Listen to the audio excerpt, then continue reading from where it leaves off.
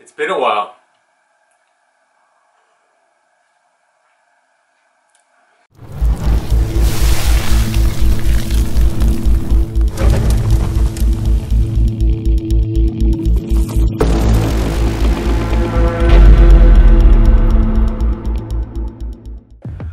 What's going on, ladies and gentlemen? So, I haven't put in a video in a while, and some of that is I'm still figuring out how to manage this channel and what it'll eventually become. But because I got some stuff to review, let's start a video. So like all my review videos that I end up getting products for free, I like being very honest and open about that. So once again, I reached out to Nordic Lifting because I came across this foam roller and I was looking for a portable option. As you may already know, I already own like the large, you know, Ruble Roller.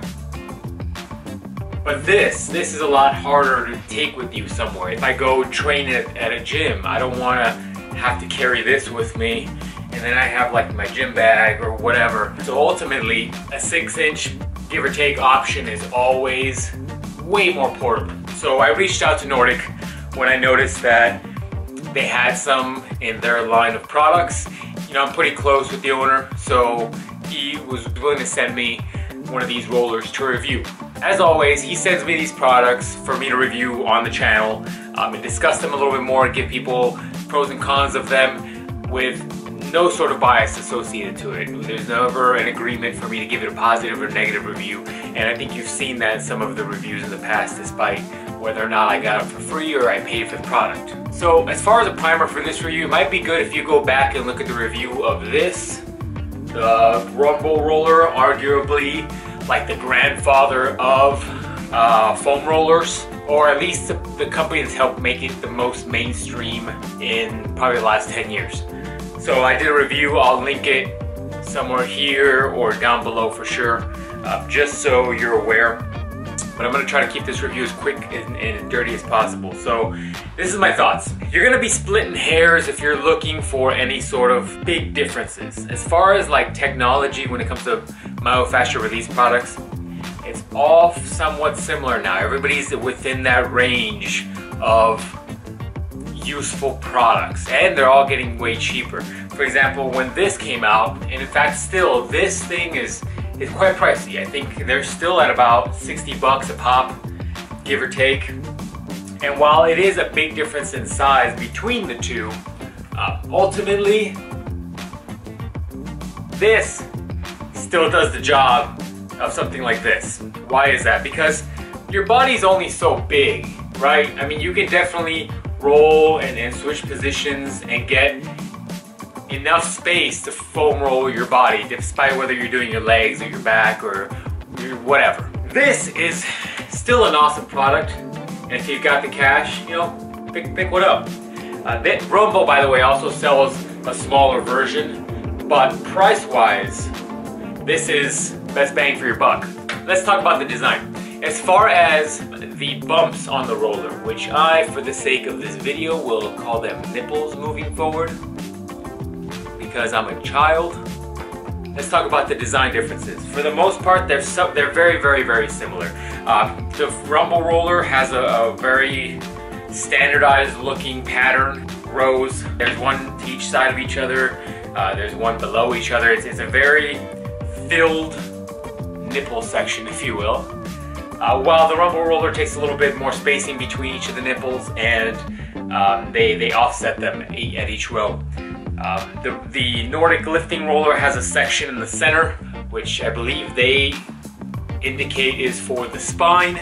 Honestly, once you've used foam rollers for a while and you're used to the amount of force that the nipples can apply, you'll ultimately get used to it, and you'll actually grow to like it. I purchased this one, which is, as I mentioned before, the Ruble Roller version, but the blue version I believe is the softer of the two. They make a black one that's where the nipples are way harder. At first the blue was great, but now kind of wish I had the black one.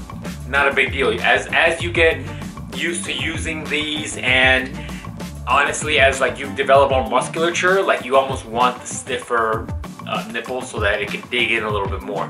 The real benefit of the products is usually whenever you can get in there and dig into the meat of the muscle and break some of that tissue down and relax some of that tissue. Ultimately, the design is pretty good. I have no complaints about the design. I don't see a benefit towards either of the two when it comes to spacing of the nipples. The spine piece doesn't really affect me much. It doesn't really make it or break it for me. It's not a benefit. Nice touch Nordic with the logo at the very end of it. That's always very cool. Very nice touch. For the sake of, I mean, nothing but honesty, I can't tell the difference between the amount of pressure it takes to fold or bend or manipulate one of these nipples. Ultimately, I don't have the ability to test the force required. And honestly, at that point, you're cutting hairs, splitting hairs. Splitting hairs is the same. At that point, you're splitting hairs. It's not that big of a difference between one or the other. So that's the basics of it. The reality is, if you're looking for a portable version, and the more kind of affordable version, the Nordic is the way to go. What I do like is that Nordic provides a travel bag for the roller, which has the logo on it, as you can tell. Has a little strap so you can carry it. My only gripes with the Nordic lifting roller, which I have voiced to the owner, by the way, so maybe he'll change this in future versions. My only criticism at all is with the bag. So, a couple of things.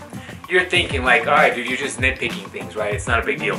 Kind of, all right? But when you're training, so for example, if I'm going to go take some classes and I train and I use this before or maybe after class, and then I'm trying to put this in my bag so I can get home real quick, take a shower, and do what else I gotta do that day. Because the tolerances of the bag opening are just bigger than the actual roller itself, and the fact that it's, you know, made of rubber, it takes a long time to get this bag on. Like, you have to rotate and pull and rotate and pull and rotate and pull and rotate and pull just to be able to get it on. I think because it's rubber, you're still gonna deal with that despite the size of the bag, but if the bag was slightly bigger, you wouldn't deal with it as much. That's my major and only gripe with the tolerances of the bag. Otherwise, it's a great job. The other thing that I guess I could see a little bit more improvement would be, it would be a larger strap, because once it's strapped in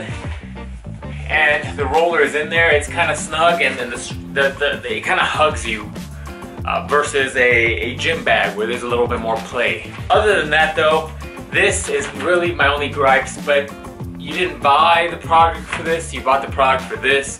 So worst case scenario, if this bothers you, you can just carry it like this, just throw it around, it'll be fine. Nordic, if you want to improve on the product, that's my only criticism. Change the bag design, but it is a nice, you know, free thing to go with your product. Ultimately, I think it's all going to come down to price for most people. If you're looking for a foam roller, it's not like you're ever looking for like a super great foam roller. I've seen some on the market that have a motor in the center that's, I believe, battery powered that vibrates as you're rolling.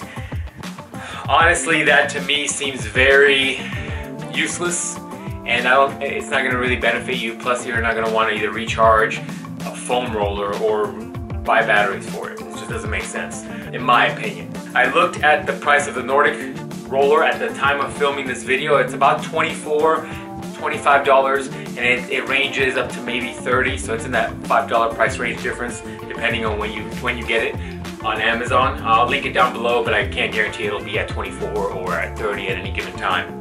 When you're comparing it to the Ruble Roller equivalent, so a 12-inch version but with a Ruble Roller name and design application, you're looking at about $44, $45-ish usually around that price range.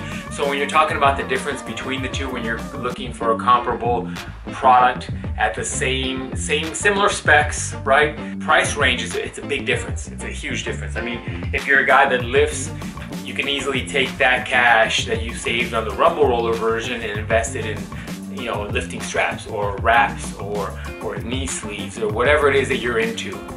That's ultimately what it's going to come down to for most people. Is going to be price and where the price point is for everybody. But that's it, ladies and gentlemen. I think I've exhausted this a little bit. Questions, comments, let me know down below. And that's it. Hopefully there'll be more content on here soon. See you guys next time.